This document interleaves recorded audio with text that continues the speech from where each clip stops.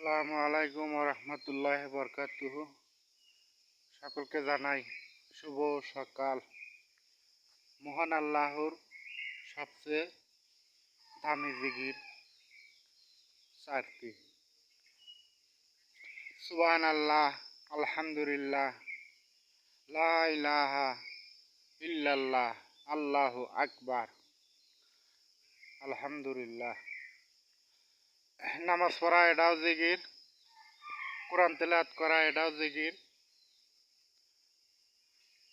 তালিম করা এটাও জিকির, ভালো কাজ করা এটাও জিকির, রাস্তার মধ্যে কিছু পড়ে আছে সেটা সরিয়ে দেওয়া সেটাও জিকির। সমস্ত কাজই জিকির।